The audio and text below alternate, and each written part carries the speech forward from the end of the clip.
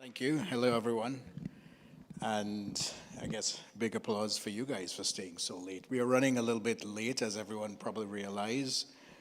I am going to run through my slides pretty quickly, probably skip some. So if you want to chat, please reach out. So when basically what we're doing is we're building security architects, frameworks, as well as looking at multiple things within our operating environment, be it using our own internal systems, as well as systems that other end users will be leveraging, hopefully very near. One of the things that bothered me as I started looking at this was, and we all know what happened last week or a week before, where an agent decided to do its own thing, right? So for me, what we're looking at is what are our agents doing? How are we governing our agents? What sort of challenges should we be concerned about with our agents in an operating environment? You heard some really wonderful presentations today. There was one super technical one with a lot of code up there. And essentially, we are doing a little bit of the same.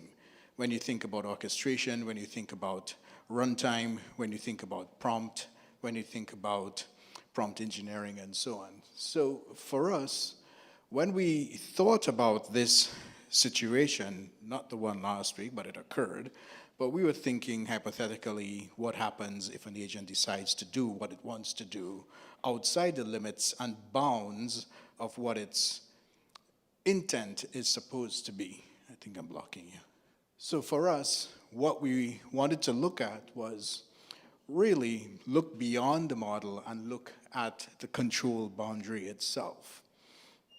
So this is standard, Gartner's projections. I'm sure a lot of you here, there's a lot of folks from industry. Gartner provides a lot of metrics. These are forecast metrics where enterprise are vehemently or rigorously deploying or analyzing agents or machine learning plus LLMs to execute uncertain functions, as you saw in some of the presentations before. They say over 40% of that will fail by 2027. That's a projection, right? When it comes to securing our environments, this is not an industrial benchmark. It's a survey, but 14.4% of organizations are really looking at it from that security perspective. 14.4%. What do you guys think about that? As engineers, how many engineers are in the room? Oh Lord, almost the entire room. So as engineers, we are told, I feel more relaxed now, I feel more comfortable. As engineers, we are told, hey, we got to build this, we got to ship it, and get it out the door, right? Ship it, get it out the door, test it, so on. Then audit comes in, and when audit comes in, they put the brakes on it. And I'll give you guys a quick story.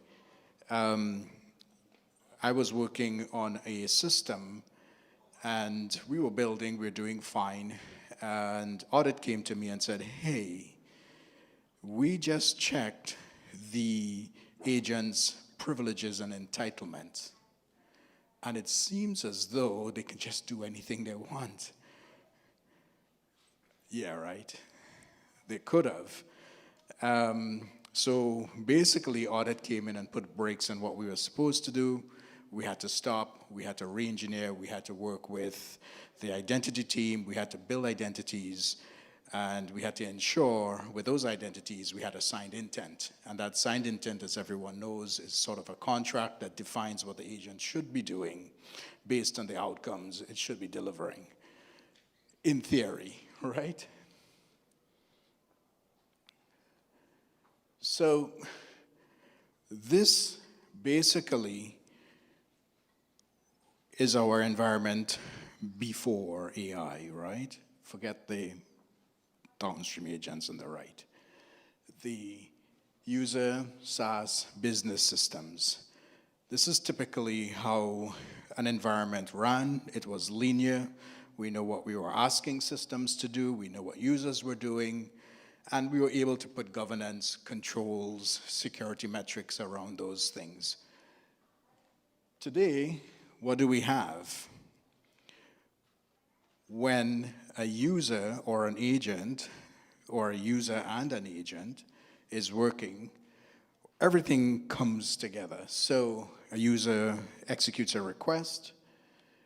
That user can call an agent, models. You heard about orchestration. I'm not going to get into that for the sake of time.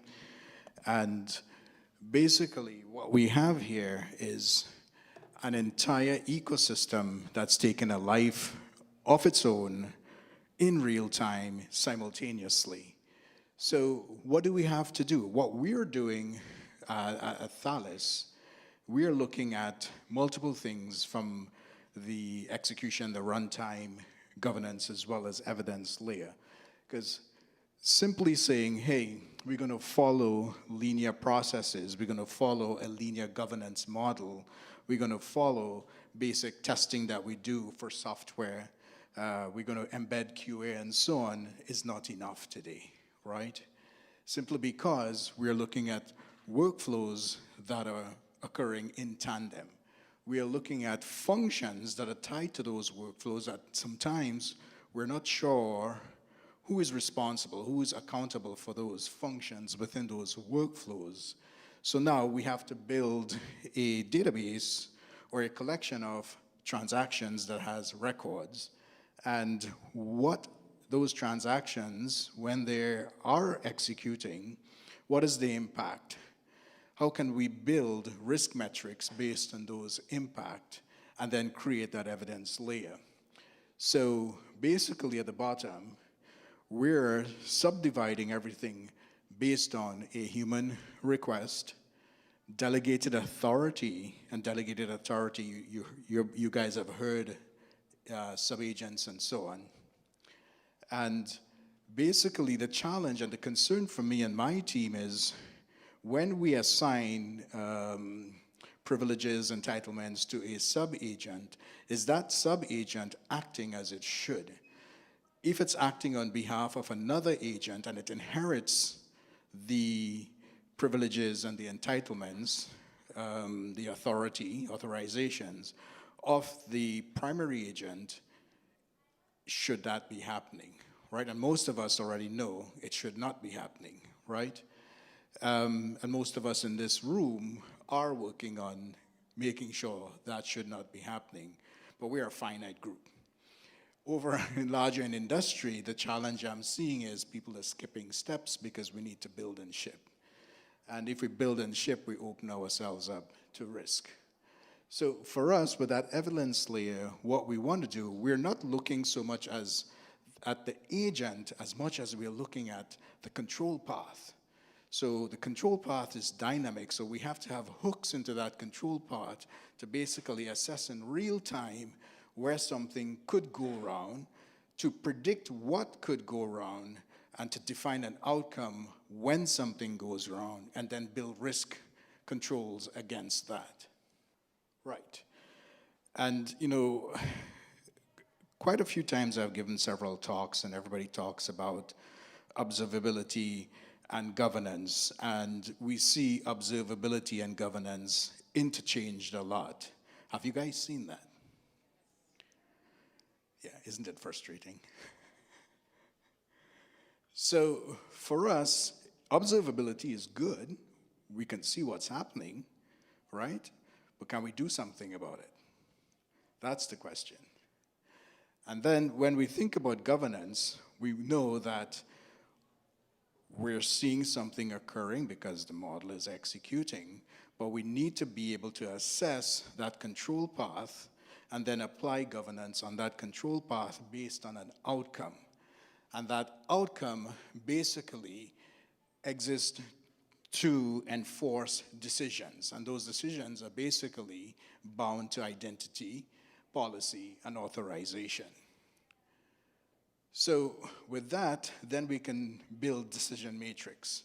Once we have that data and we build decision matrix, then on the control path itself, we can then enforce controls within that execution path based on risk to the control path as we see it. So they're observability plus governance. They're not replaceable. They don't substitute each other, but they work in tandem and in hand in hand.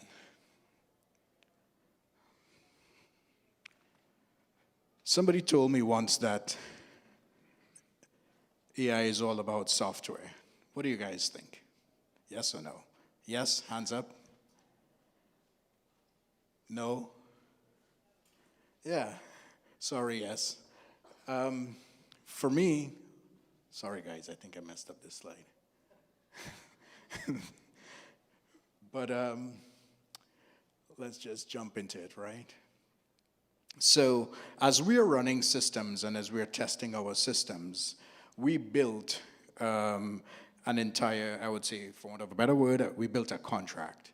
And we built a database that with all the agents within our environment, we basically defined what those agents were doing, what they were interacting with, what tools they were calling, and what systems and so on were being engaged.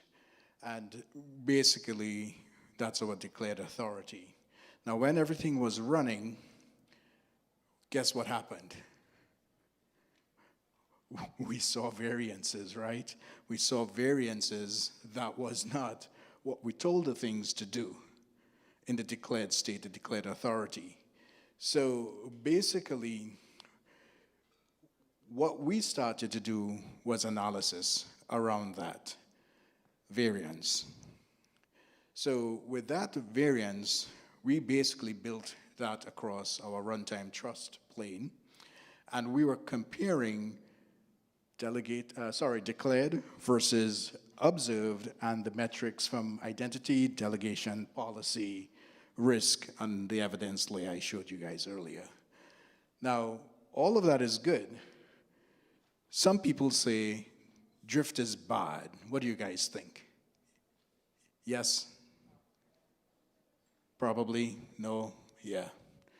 Not necessarily. Drift is not necessarily bad, right? We need to know the delta. So basically, when we looked at our environments, what we did was we built explain variance that, and we categorized those as shown: allowed, approved, drift, and control failure. What do you think was the most important metric we looked at there? 2 minutes. Control failure. That was the most important metrics we look at. Thank you, you got it. So, I have 2 minutes. With this, when we were building our engineering environment, we basically constrained it on 4 constraints here. And we were looking at, I spoke about ephemeral agents. We looked at the drift from what we were seeing. And then, as someone mentioned earlier, the healthcare gentleman from Oracle mentioned, when we build systems, we look at latency, right? And that affects our costs and so on. So that was another metric we looked at. And we took those 3, we took the data from that, and we built a containment path. And that containment path, basically, 1 minute, was really engineered to have a defined kill switch where we can take the action of quarantine, rollback, get a secondary authorization, or just, stop.